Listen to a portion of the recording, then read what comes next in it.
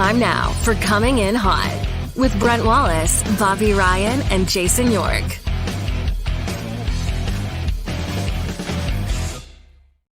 Happy Thursday, everybody. Welcome to the show. Brent Wallace alongside Jason York and Bobby Ryan. As we get set to get you set for the weekend, guys, I got a million things in the Nerd Report today. I don't know if we'll get to them all, but everybody is salty. Let's just put it that way. I am too. It's the third day I have to sit at this desk in a row. What's going on? What are we doing?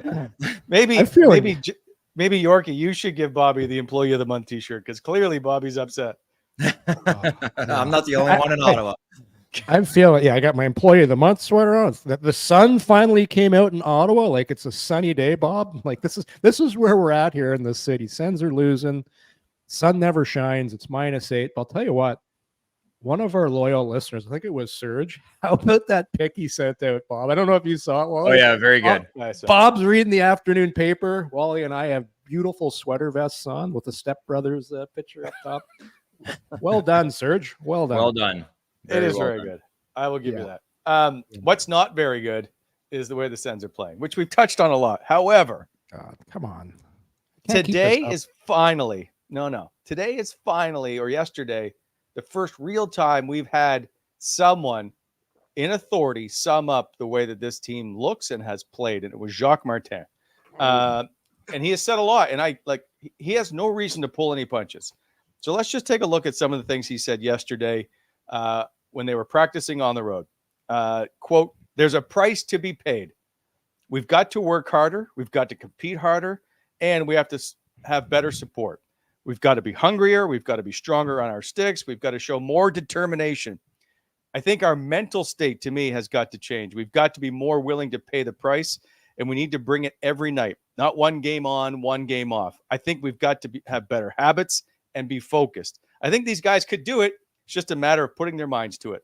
All those things were said yesterday in about 3 minutes of airtime with Jacques Martin speaking to Gordon Wilson with Team 1200 and with the Sens. Finally, we have been saying it all along. This team has played soft, doesn't want to compete, and that's exactly where we're at. Well, sounds like Jacques was listening to the show yesterday. Big fan of the show. I will say, I did his very first podcast interview with him. So I don't know, Bob. Did we not have that exact conversation? I think that's pretty well verbatim, word to word, what was. Yeah, it's not far off.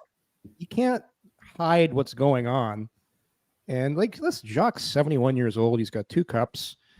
Coach, he doesn't care. He's gonna say it like it is, and he doesn't care. You got to fix this, and that's his job right now. He's in there right now. One of his jobs is to assess who they're keeping and who they're trading. That's what's going on right now. It's basically, who do we have on this team, Jacques, that's going to be a player for us, and who do we need to move? Kind of obviously want to share, right? DJ stood up there and took accountability a lot and shielded his players a lot, which I think goes a long way in the room. But at a certain point, with where you're at, some guys need to read the clippings and take a look in the mirror. That's one way to do it, and he certainly did it. So kind of interested to see how they rebound tonight. I've been thinking about lock of the day, and I won't go into it now, but that press conference really has me thinking, do the boys come out and just have a barn burner? I don't know. I'm still undecided. I know. Well, we'll get to that. I've got a few notes for you that you may not have seen yet. So, but my point is, this is a perfect scenario for Jacques Martin. We know he's not, unless this team goes on some 20-game roll, he's not coming back as the head coach. Mm-hmm. This team is they have no allegiance to the players, if you will. We've said it all along. And if they don't win, they get closer to a lottery pick, if you will. So if they don't listen to Jacques, they just kind of tumble down. But if they don't listen to Jacques, then they find out who needs to maybe go, right? Mm-hmm. You need to either listen to this coach, or you may find yourself with a new address. I think it's a perfect scenario for this team to either figure out what they have in the lineup or start making some moves. Yeah, well, I agree. And then read into what Timmy said.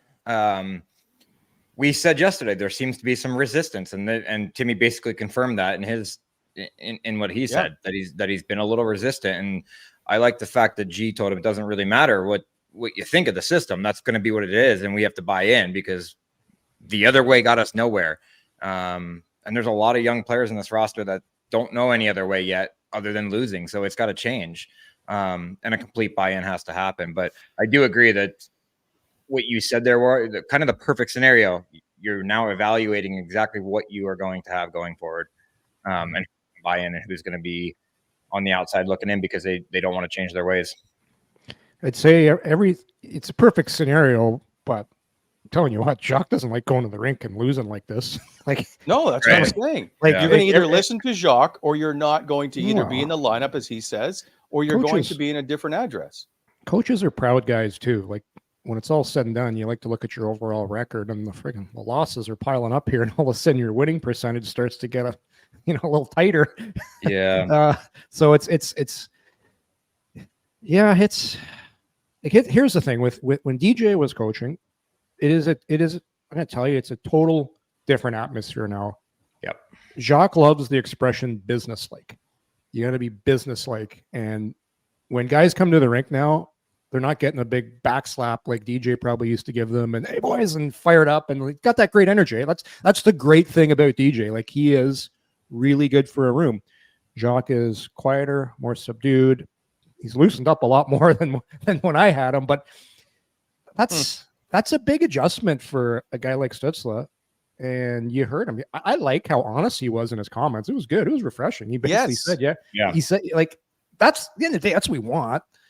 He said how he was feeling. And I think we have to remember, kid's 21, turning 22. This is a lot. Yeah. Like he's struggling. And right now, mentally, you could tell there is lots of stuff in his mind that he's thinking about. And he's got to figure it out. But I'm not going to say we need to cut guys like that some slack, but that's why he's struggling right now. He's obviously taking on some of the reason the DJ was fired because he probably thinks I didn't perform. And you carry that with you as a player, and it bugs you. And like I said, I'll tell you, a lot of guys, Brady's probably feeling the same way. But you got to get over it. You got to move on. It's a different style, and now it's you got to grow up and play hockey. Like it is what it is. Yeah, I do have a bit of an issue with Stützle's comments in The Athletic, and not like which one people on Twitter seem to be today, but it was totally on the group in here and the way we played. I don't think it's ever on the coaching staff, and we take full responsibility for that. Okay, listen. 5 years, I know 3 years, Timmy. So you guys couldn't play for 3 years and you decided you're just not going to. Like, this is fully on the coaching staff, if you ask me, and the lack of actual players that could play in whatever DJ wanted system to have, if you ask me. I don't think the roster's built right, but for players to go, it's all on us in the room. Well, that's nonsense. That means you just quit on your coach because you didn't want to play the way he wanted you to play. You guys tell me. But don't you think though that you've heard that since every coach has every time? Yeah. So it's cliche and it's what gets the answer done. And then Timmy knows that he can step away from the mic and not have to talk about it again. So you say all the right things. That's what we're conditioned to do. Well, so that's why the comment. Well, we got pucks deep. We chipped behind their D. We made them. Yeah, it's like. So that's why Timmy's is getting a bit harder run for it, if you will, because he's actually speaking of what he feels and thinks, which is different from when even you guys played. Mm-hmm. I'm glad he's speaking out. Some things I just don't agree with. Like I don't agree that players signed their long-term deals here because of DJ Smith. I think they signed their long-term deals here because they were offered $8 million. That's what I think. Well, the coach got nothing to do with that when you're getting 64 bananas. Yeah. But play anywhere for that. I'll disagree with you on a couple of things there. Good. Like them losing for the 5 years. I don't put that together as 5 or whatever 6 years it was, because you look at those early years, especially when Melnyk was just making sure everybody was leaving town, and like this was a tire fire here. And then I put some of the blame goes on Pierre Dorion for some of the moves he made, some of the players he brought in. Some goes towards the coaching. Some goes towards the player. They're all in it together. I'm adamant, though, at the end of the day, it always comes down to the guys on ice. But I truly believe, especially last year when this team got off to a really bad start, like they weren't weren't built to be a very good team last year. And I always go back to the age and where you prioritized all your money the last couple of years. You just weren't good enough down the middle, weren't good enough on the back end, weren't good enough in nets. Very young.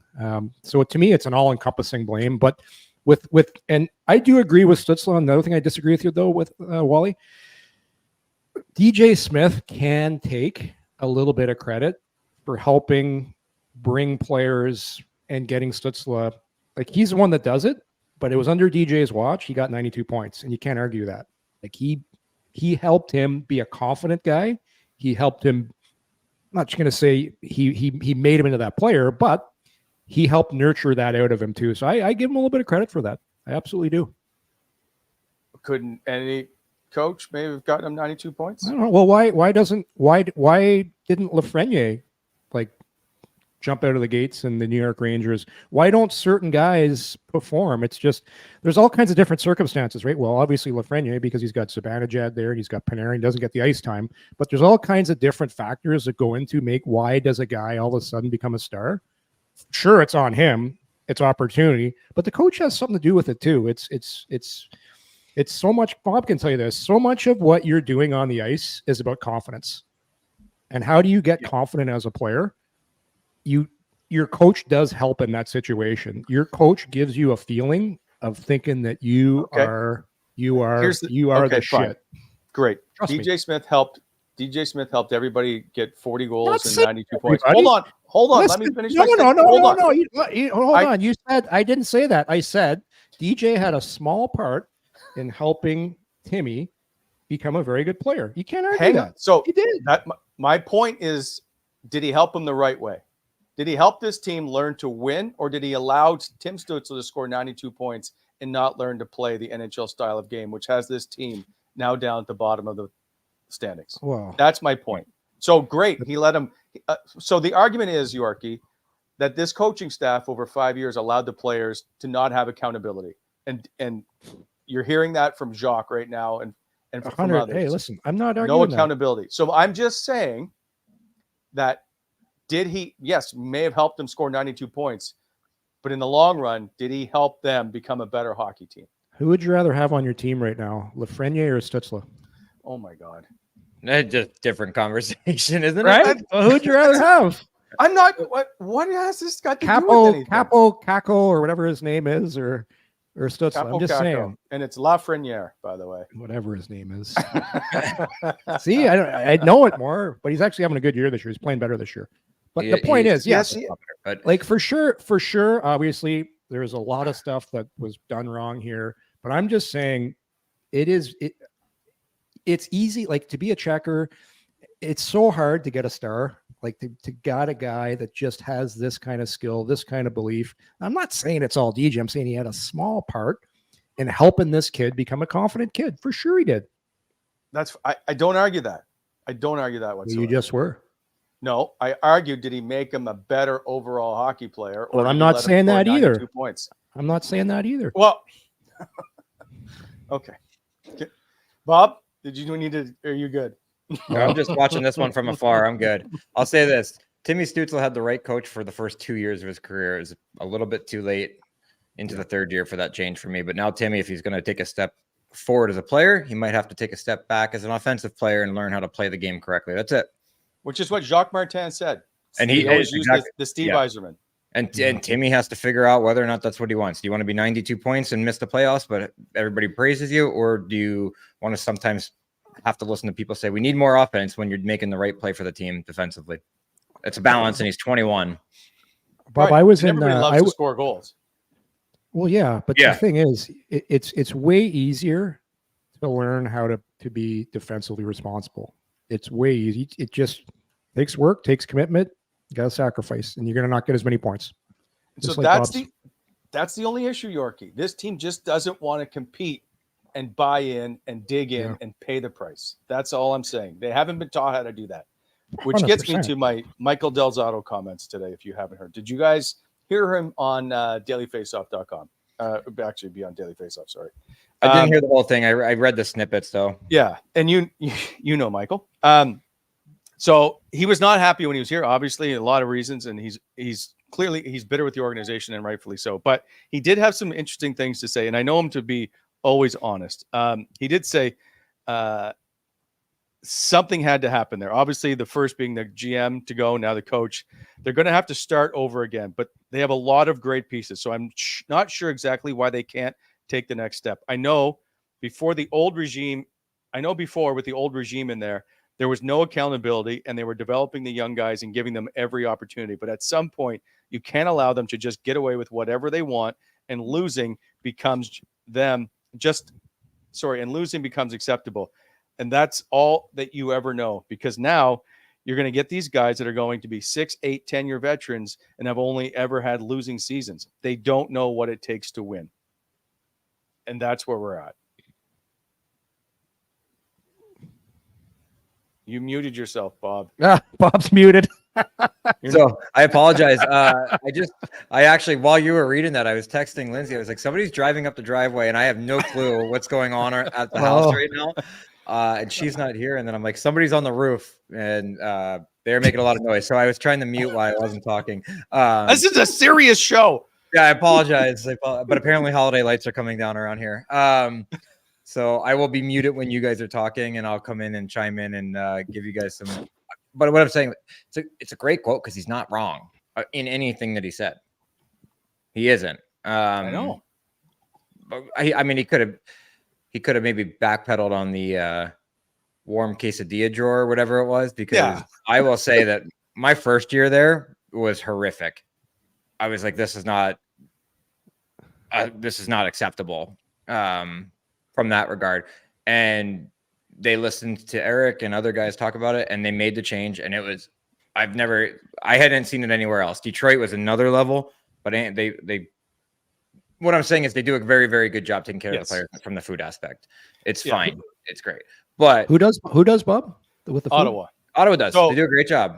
So Delzato said today that when he first got there, he's coming from the Rangers, which has a 5-star chef at their practice facility. Like, the Rangers are set. They're doing comparing just fine. apples to oranges. Yeah. So their practice facility is beautiful. Anyway, he said when he got here, there was warm quesadillas in the drawer after games. That's what the comparison was. Which Did you never heard during the COVID year too, when like? Yes, I think so. That's great. Yeah, just before COVID. So take that all with a grain of salt, because Ottawa does a phenomenal job of it. But he's not wrong in the fact that those guys, it's been a country club. Yorkie's touched on that. It's been a country club because there were no expectations. Now the expectations change a little bit a year ago, which they didn't live up to. And we were like, well, it's a learning season, and they played meaningful hockey.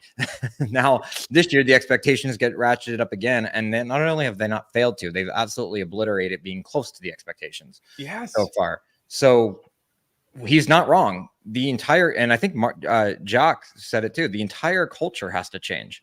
Yes. And it takes time. It's not a 10-game thing. The culture has to change. You need to start seeing better body language from Brady and Timmy. That's a big part of your culture right there. They look okay. I'm going to bring this up, but this is for a debate. This is not me. I'm just debating this because it's been on social media. Okay. Do you move the captain out to change the culture? No. What? No. It's the dumbest. I've read it too. Ridiculous.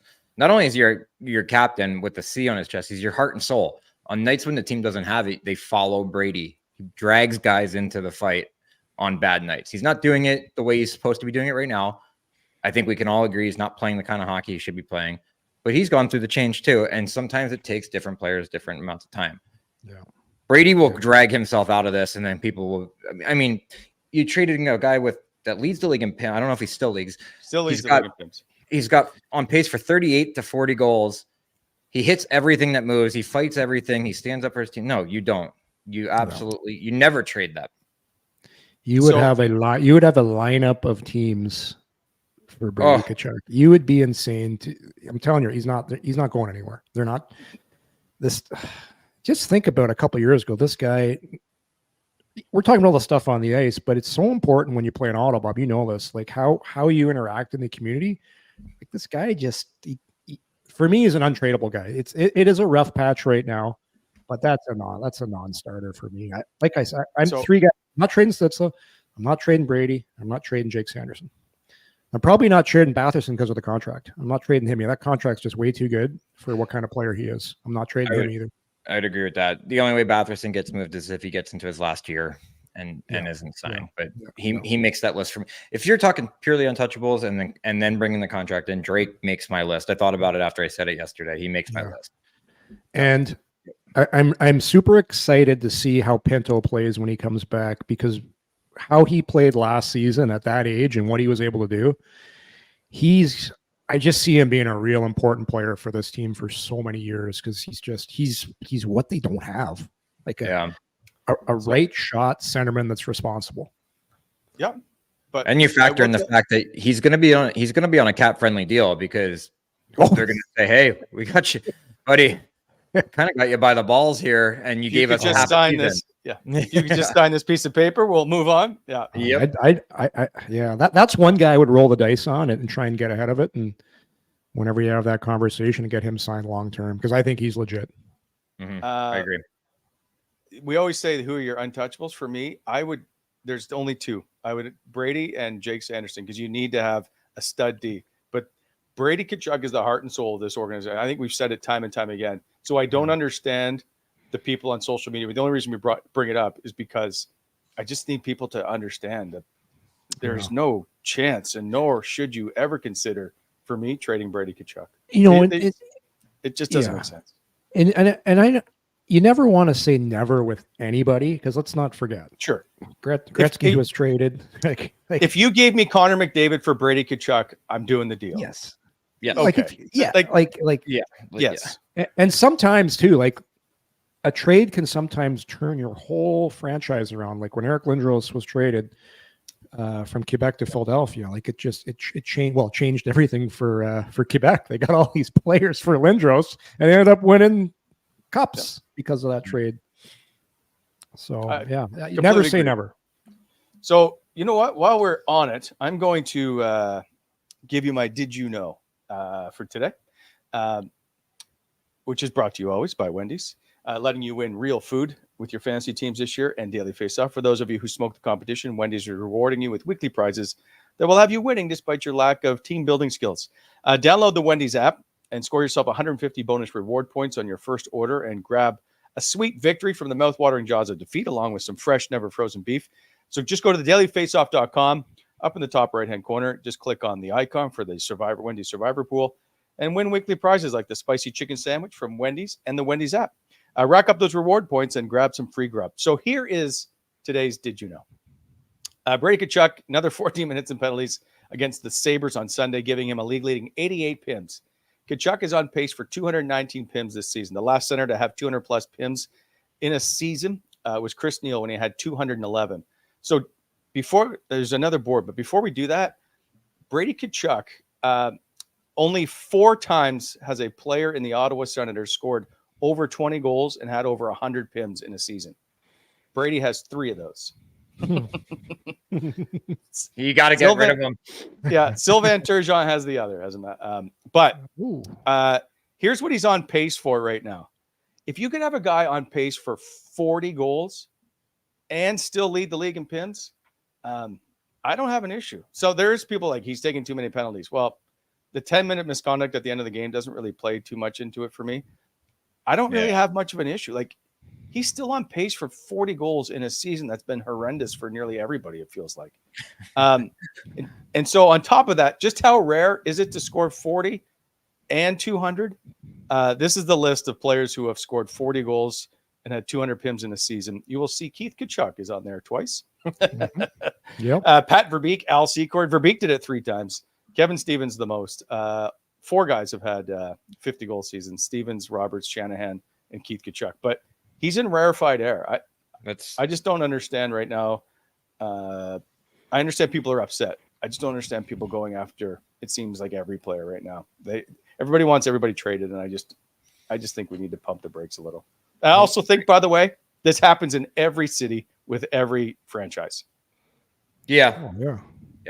The captain was going to go through it at some point, right? Yes. So pump the brakes. The guy's not going anywhere. Heart and soul. I'd be more interested to see, because they play tonight, Saturday. They play tonight against Seattle, and then they play Edmonton on Saturday.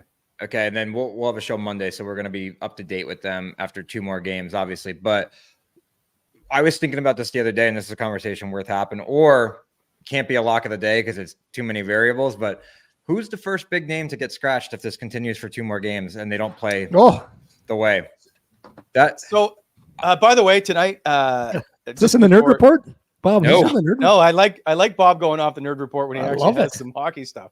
It's Schmeichel is back in. Cruikshank's moving to the right side because who? I wrote cast it. It's not cast. Schmeichel? Sorry. What'd you call him?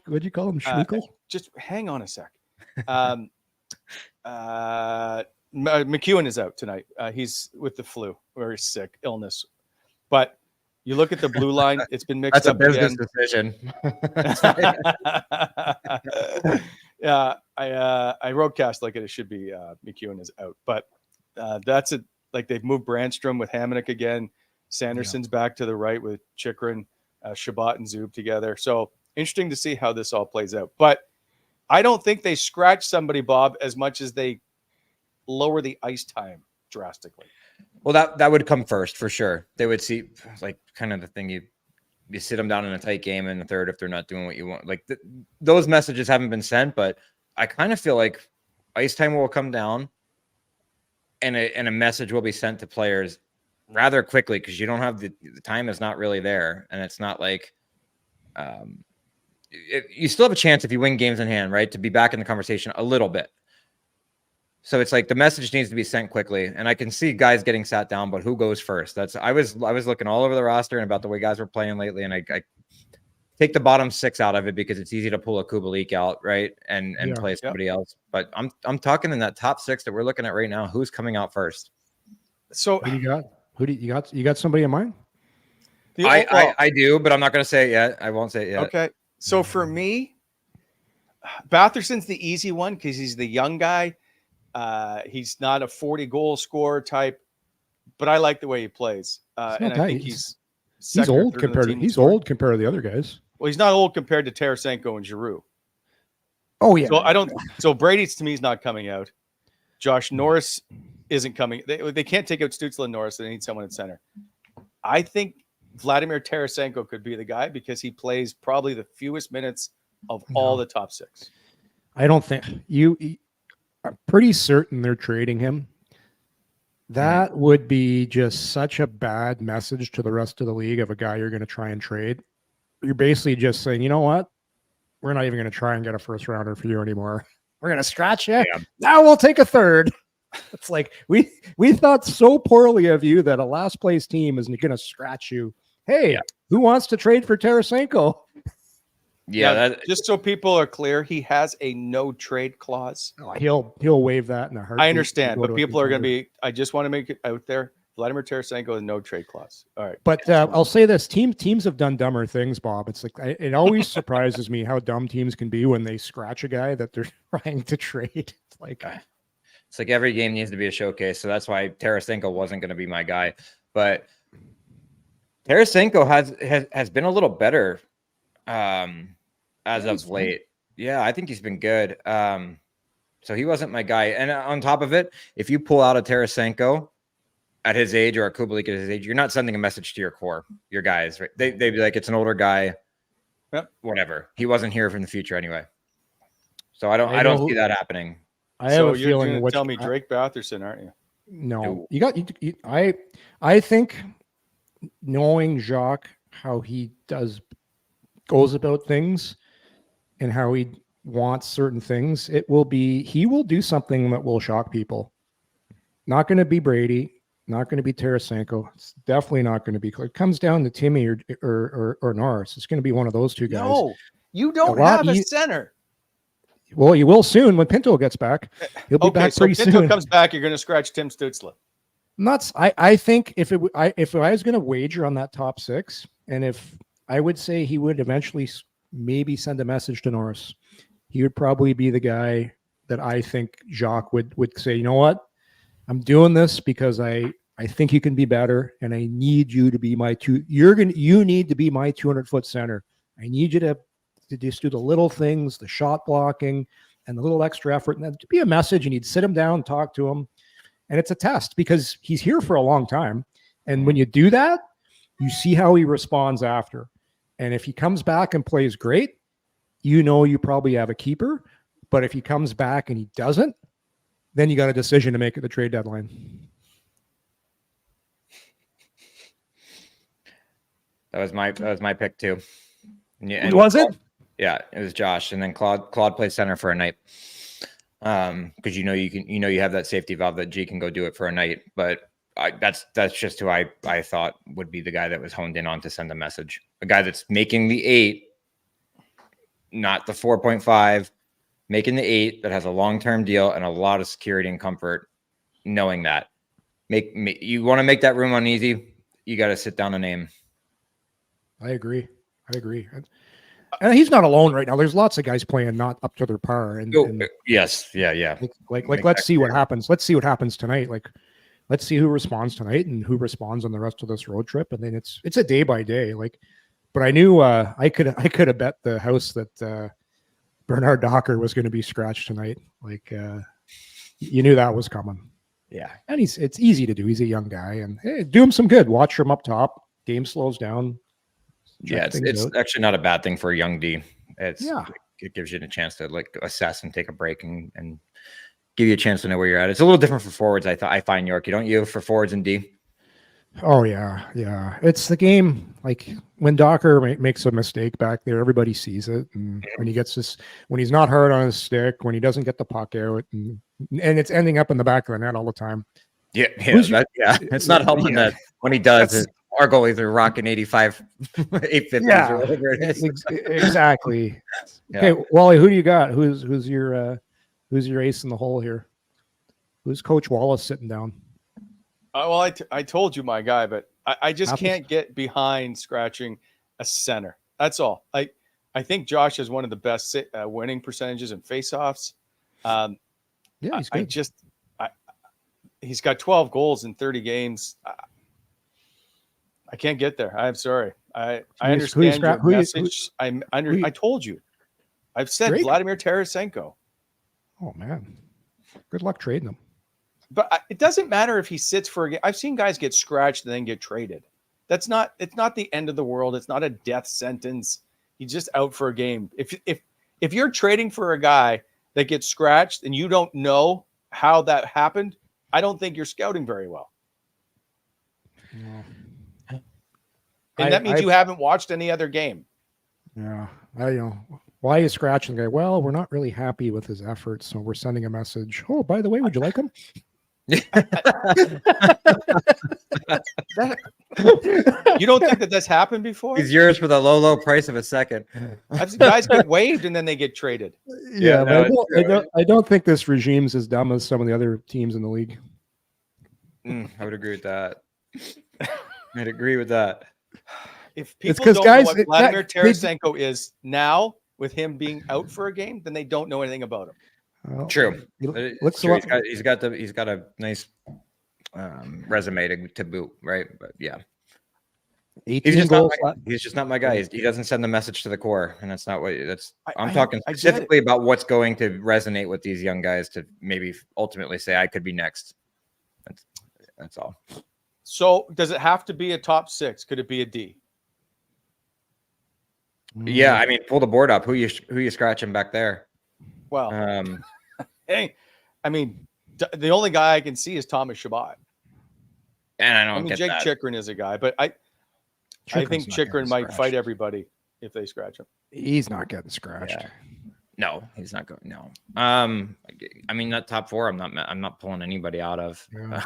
Well, then it doesn't matter. Yeah, no, I wouldn't scratch a D. I don't think it does much. Back. I mean, that top 4 knows that they have to play a ton of minutes because you're like, look at the 5 and the 6. You're like, and you can't mess with that because you can't elevate anybody on the bottom pairing. I mean, so could you imagine if they elevated Travis Hamonic to a top 4 role for a little bit? Yeah, they have in the last couple of games. Well, they have, but I'm sorry. If you're going to say, hey, we're going to take Thomas Chabot up, but those minutes are going to be recovered by Hamonic. Nope. Okay. So not to shit on the guy. There's just a difference between the players, right? I mean, let's be honest. All right. I don't know that I think there's a trade more than there's a scratch coming. Oh, yeah? Who's getting traded? I think there's a trade, significant trade, like not a small piece within the next 2 weeks. Whoa. Who do you got? Well, I don't know, Yorkie. You can't just say that and not have a... Like, I just told you who I thought would be scratched, and you got all mad at me, so it doesn't matter who I give you. That's what we do on this show. We debate. It's supposed to be, you promised a salty show today, and I'm trying to deliver. I'm just trying to stay. I always deliver a salty show. I don't change. Just the same every Steady day. Eddie. So you're not going to tell us who's getting traded. All right. I think it's a significant piece. And now, you know what? I'm going to tell you, I'm going to go off the board, and I'm going to say Jacob Chikrin might be getting traded. Whoa, Wally. Gavin, clip that for the... don't for the show. Clip that. Gavin, we're going to trade the guy we just already marked. I love it. So we're going to mark it. We're going to trade the guy that we just traded for. Hold on. Pierre Dorian traded for. Not Steve Stamkos. True. But he's scoring at a pretty good clip. Is he on pace for 20 still? He's got 7 goals. Yep. You're going to trade a 20-goal scoring defenseman. Oh, because right now everything is working out so well for the team. Yeah, I'd have 5 names that would go before him, but I don't know. Okay. I'm not I'm not on the phone. I don't know. I'm not working the line. But maybe I got to be a better Mike Commodore insider and start getting into it here. Yeah, I'm not trading. You play with everybody. You should be able to come out with one from the. You must have 9 teams represented in those skates. He's got a great. He's got an unbelievable cap hit. He has been producing offense. He's been great on the power play. Is he perfect on D? No, but I don't know. I think he's one of the few guys. Yorkie, you've already said there's no allegiance to any player. I know, but I've got a bunch of other guys I'm trading before him. Okay, let's hear your bunch of other guys. Well, I'd trade Brandstrom before I trade him. I'd try and get somebody to take Kubalik. I'd try and get Tarasenko to town. Move the field goal post, Yorkie, with the significant piece. I don't believe anybody's going to say Eric Brandstrom falls under significant piece. No, he's going in a package. Yeah, whatever. With all due, just because you said with all due respect doesn't mean you can say what you want. There's that Talladega Nights. I love that show. It's a great movie. With all due respect. Won an Oscar for best movie ever. All right. I've been looking at the list, I would, before I traded Chikrin, I'd trade Shabby right now. No, I wouldn't do that. That's not, no. Well, Thomas Chabot, though, has a no move clause coming in July 1st. That's a big deal. And he's got $38 million left in 3 years. So he gets $10 million, 4 years, $10 million each of the next 3 years, and then $8 million the last year. Yeah. Bob, I said 5 guys before you said significant. So if I'm looking at significant, there's only one or 2. Yeah. I'm talking a significant piece. 2. I would trade Batherson and Norris before I trade Chikrin. Wow. Oh, you're trading Batherson before Chikrin? Tarasenko. I don't know who you are anymore. But he's not significant. I don't know if we consider that significant or not.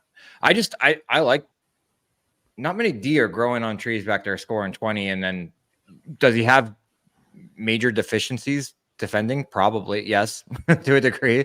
But he skates. It's a transport league, and he skates the puck out. He moves the puck well. Like, he does everything well back there. It's just they don't. Who are you going to get to take the minutes and replace it? They do need a righty instead of a lefty for sure. That's the problem of bringing in Jacob Chikrin, which I think is a very good player. Don't get me wrong, but they were supposed to get a right shot D, and they didn't do that. So they've hampered their D because of this. Yeah. Well, here's the thing.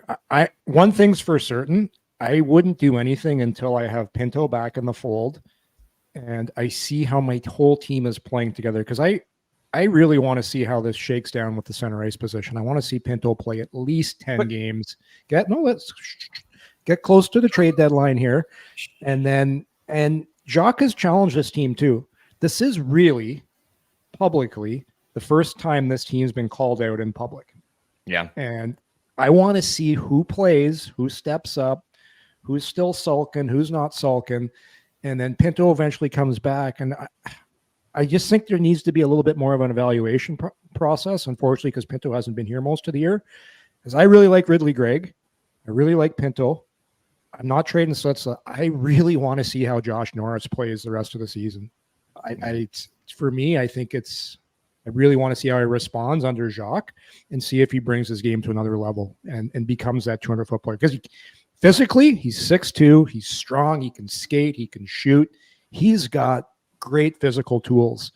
I just want to see if he can be that, because that's what they need. They need a big, strong centerman that can play against the other team's big guys, because they don't have that right now. And could it be Pinto? It could be. I want to see him play too. And then after, maybe you make the deal at the deadline. Maybe you wait till the draft. But I'm with you. One thing I do agree with you, Wally. I do think a big trade's coming. Something big is leaving, and they're gonna tweak this core, and they're gonna add some pieces. Yeah. Because they're way too easy to play against. They're way too soft. They got to harden it up. They got to get tougher to play against, and they need some more experience too, like to help out a guy like Clodger, because Tarasenko's leaving, Kubalik's leaving. Those are older guys. Claude, I don't know how many more years he has left.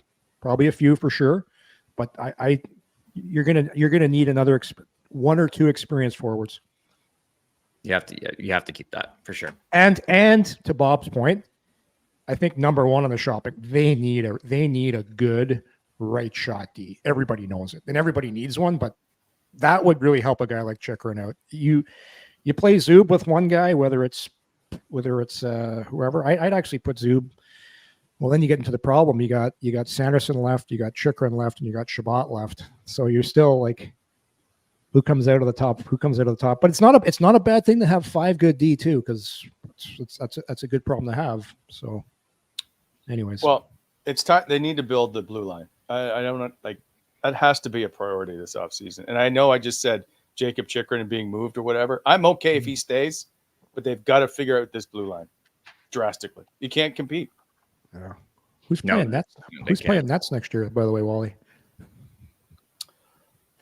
Well, do you think they're going to be able to move Korpisalo's contract? Not a chance. So, hopefully he plays better. I'm willing to bet the 70 jersey that you bought with the Korpisalo in the back, you can still wear to the games next year. Yeah. Just needs to be more consistent, because he's showing glimpses. Of being really good. But here's the thing. I had this conversation with a former NHL goalie. I said, can you explain to me how all these goalies come in or leave and all have success elsewhere? And he goes, just look at how they play in front of them. The goalie didn't suddenly learn how to not play goal. But there is clearly something happening in front of these guys. And you two would know it better than me, that whatever it is, they're just giving up ridiculously great scoring chances. I just don't think that they're terrible goaltenders. Yeah, they do that. They're good at that, giving up 10 bellers. They give up a lot of those. They give up a lot of those. Man, it's going to be tonight's. I was thinking about tonight's game, and I was like, that Seattle team is playing playoff hockey right now. Like that team's built for playoffs. Fuck, they're gonna struggle against them tonight. I think. I really hope they answer the bell. I really do. We should. I don't want to wake up in the morning. Yeah. Okay. Wake up in the morning, check Twitter, and then go down the rabbit hole. Are we doing a show tomorrow? No. No. Yeah. So we got some business to take care of, but I have a stat that I don't know if it's going to affect your thinking, Bob. So we'll get to this in a sec. Today's show brought to you by our good friends at Battlegrounds Axe Throwing. It's safe, it's fun, it's great for a party, event, or just something to do. It requires no practice. Just come to Battlegrounds Axe Throwing. The coaches will show you the ropes and show you how to hit the target safely. Fun for the family as well as kids 12 and up can throw with a guardian. Maybe the Sens could use like a bonding moment like this, a night out. Book a date night, small groups, flat rate parties, even set up your own tournament if you wish. To find a location, book your event, go to battlegrounds.com, batlgrounds.com, a 2016-15 Lancaster Road near the Science and Tech Museum. Guarantee a good time at Battlegrounds Axe Throwing, where your safety is a priority. As always, the show is also brought to you by our good friends at BEI, heavy civil general contractor in both the public and the private sectors. When planning your next project, consider BEI for your aggregate supply needs. You can find them at bonasherexcavating.com or give them a call at 613-432-1120. BEI, helping to shape the Ottawa Valley. And free Hockey Friday. Oh.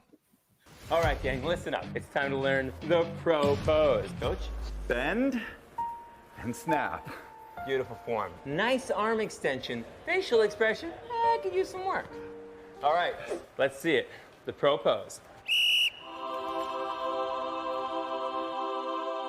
What's that guy doing? I think that's the bend and snap. That's a whole different deal. Charm, home of the pro pose. Oh!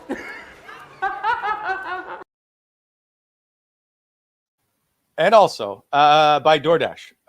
Getting everything you need, even at the last minute. Movie theater popcorn. Just open the DoorDash app and enjoy the perfect movie night on your couch. Choose what you want from where you want.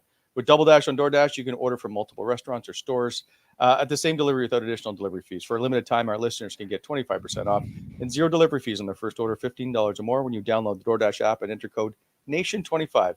25% off up to a $10 value, 0 delivery fees in your first order when you download the DoorDash app in the App Store and enter code NATION25. Offer valid in Canada, subject to change, terms apply. Okay, Bob, the Sens, not big fans of Thursday's games. They have the worst winning percentage in the NHL when they play on Thursday. They are 1-6. You're not helping the situation. You hate the Sens, man. You could do every day of the week and they wouldn't fall very good. Well, this is the worst one. Okay. Oh, so that's yeah, tough. Something about Thursday nights. I don't know. Yeah, 14-3. That's a weird stat. I mean, because there's no rhyme or reason. And we played on Thursday at home a ton when I was there, I believe. Thursday, yeah. Time. So just saying. It's not weighing on my decision. So let's go then to the lock of the day as we get set for tonight's game. I will go first if you want. Doesn't matter to me. I'll go first. Seattle. Okay. Sorry, guys. So Seattle's got to they can't roll off 10 straight, can they? They got to lose at some point, despite the fact they've gone 4-0-1 in their last 5 at home, allowed 4 goals against. They've won 5 straight, allowing 5 goals against. Joey Decord, he's 6-0-2 in his last 8 and a .956 save percentage. Wow. All those numbers line up. You know what they say to me? Ottawa victory tonight. No way. All right. That's what they say to me. All right. I like it. Either you're going to get challenged and you're going to try and compete, or you're packing it in. This is what you're telling me tonight. I do like that Stützle has been good against them. That is because if Stützle is feeling it, a lot can change a game. If the way he feels with the puck and knowing that he's had good games against these guys in the past, that does help for sure. But I can't. They're on the road. Well, the question I have for you, Bob, is you've played on some bad hockey teams. You've gone through bad stretches. Mm-hmm. When you get challenged either by the coach or publicly or whatever it is, do you not feel that for a response? No, you do. You do. But how many times you need to tell you suck in order till you figure it out? Yeah, a few. But they're going to have a response tonight. And they're going to play a much different style of game, and it's going to be a better defensive, tightening, checking game where they want to win 2-1. But that's exactly what Seattle's built for. Remember them in the playoffs last year? The way they were just built. Right now, they're deep, man. I like their team. Yes, I'd like to watch more of them. Actually, if I'm being completely honest, I never thought Joey Decarter was going to be this good. But he might just be going through a stretch too. But if a goalie's going through a hot stretch, you ride that until it's done. And I don't think it's done yet. So I'm riding with them. What are they? The Kraken. Tough name, but what are those guys' names? Yeah. Yorkie? Well, come on. This is Seattle in a nutshell. They're like a conveyor belt of 4 lines that just keep coming at you. Every single puck is put into a good place. They manage the puck. They don't turn it over. They're super fast. They're really tough to play against, and they're at home. And they've had too much distraction. They're one game over 500. Right now, they've got the guys, we got to keep going. We got to get back into the playoff race. Yeah, I just think they're playing too well right now. I still think Ottawa's in their own head too much too. Like, I don't think we've hit rock bottom yet. Rock bottom hasn't come yet. Well, that's fair. And I don't think it's coming until someone gets scratched. Unfortunately, I just think this is a well-oiled Seattle Kraken team right now, and they are gonna, like I said, they know their game. They're not learning it right now, like Ottawa's trying to do in the middle of the season with not a lot of practice time, by the way. It's one thing to say you want to be a good defensive team and make some changes, but when you don't have the practice time to implement those changes, it is very tough to do. So I'm taking Seattle. They're playing too well right now. But they're not scoring goals. Doesn't matter. Ottawa's 7 games. Until Ottawa stops trying to pass the puck east-west right in front of the blue line, like they try 30-foot passes before they enter the zone. It gets picked off. They go the other way. And there's so much still to clean up, and they still haven't learned how to block shots. So lots to learn. All I'm saying is they haven't scored more than 3 goals a game in their last 7. They won't need it. I'm telling you, they haven't played since the outdoor game, that big emotional win. They're sitting at home going, man, we got the lowly Senators coming to town. Ottawa, victorious today. I hope so. I hope they come out and do it. Like, they need a win. But I don't think they've hit rock bottom yet. Okay. I am going to surprise you guys we're going to do lock of the day for Edmonton. Because we haven't, well, it'll be fun. I want to see your picks. That's why we're doing it. So they play Edmonton on Saturday. I want to know who you're taking. Edmonton. McDavid has 37 points in his last 17 games. Yeah. And they're just sitting there waiting. Edmonton 14-3 in their last 17. Oh, this is a tough trip for the boys, man. Like, they've won 6 in a row. Like, it's Yeah. Edmonton now 1 point out of a playoff spot. Yeah. Remember that? Yeah. God. It's Edmonton for me. I want to see if someone gets hurt before the game. Well, Edmonton's not getting hurt. Is McDavid getting hurt or Draisaitl? They don't play. They're off till Saturday, dude. They're just chilling and waiting. Yeah. Oh my God. McDavid's in the cold tub, getting the legs ready to go. Yeah. It's going to be flying. Oh, yeah. I'm taking Edmonton. Come on. Who are we kidding here? Just because Ottawa has only 1 win in their last 7 visits to Edmonton, is that why? Last change, you get to put McDavid on whenever you want against whoever you want. Oh, it's going to be like a butcher's dog. Fine. I'm taking Edmonton too. I couldn't convince myself otherwise. I think they'll have a big emotional win tonight and then a letdown against Edmonton. Steve Staios will have to have money on the board, though, eh? Ex-Oiler. Yeah. Work there. Big cash. There you go. Finally, before we go, because producer Gavin's mad at me, he would like more people to comment on our Apple Podcast and Spotify. He wants us to leave comments. So I just hear the last few comments. You can write comments like these because they're very nice. Every Sens fan should be listening to this show. Yorkie and Bobby have an endless supply of inside stories. Nothing about me there. Love the show. Enjoy Bobby and Yorkie's player perspective. Honest and hilarious. Wally keeps everything on track and on point. Keep up the great work. And finally, over on Spotify, once again, a great show. Spotify? Very entertaining. What? Yeah. We're on Spotify? No shit. We're everywhere, Bob. Unbelievable. All right. Yeah. We do very good numbers on Spotify. Very entertaining with facts, and everyone brings a good point of view on the show. Good and healthy debates between them. As a listener, you come back for more. So we want to say thanks to our listeners, first of all. We do want you to go comment if you have something you'd like to say about one of our shows. We'd appreciate it. As always, you can reach us on, everywhere, basically. You can track us down any which way you want. X, Facebook, Instagram, Threads, Bobby's up on all of it. What's that one below Facebook? TikTok. Okay. Come on, you're not. If you're rating me on TikTok, it's not me. That's where all the videos of you show up. I've never even heard of Threads. Oh,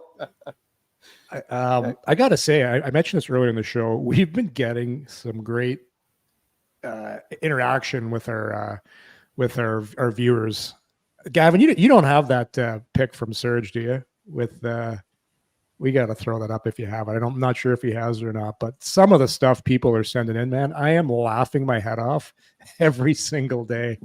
Just some great pictures, some great gifts. No, it's been great. I've been having a blast interacting with the people on Twitter. It's been so much fun. There's been some good stuff. I will admit, the picture of the three of us with Bobby not reading the nerd report is very good. It's so good. So good. So we appreciate it. So we'll leave you with a little bit of entertainment as opposed to always down in gloom. Because at some point, this is going to get better. We just need to hang in until that happens. Yep. It will. 100% it will.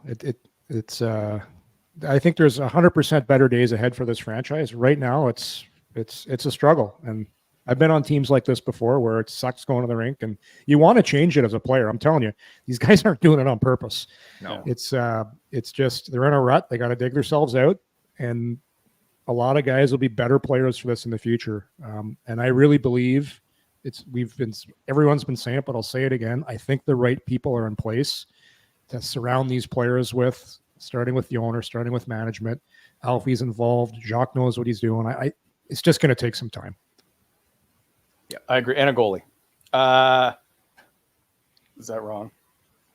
Nope. You say, like, what? Why? Like, you stop it. You know what? You know what he's doing. He realizes it's 3:57. He's like, I'm gonna make Bobby sit here for the last 3 minutes. Okay. It was all happy. We're good. Positive note. You throw the goalie thing in there. Like, I just said a goalie. That's all I said. Oh God. Just a big punch to the gut to end the show, right? Just a little entertainment. Just a little jocularity, Yorkie. Yes, the answer is yes. They do need a goalie.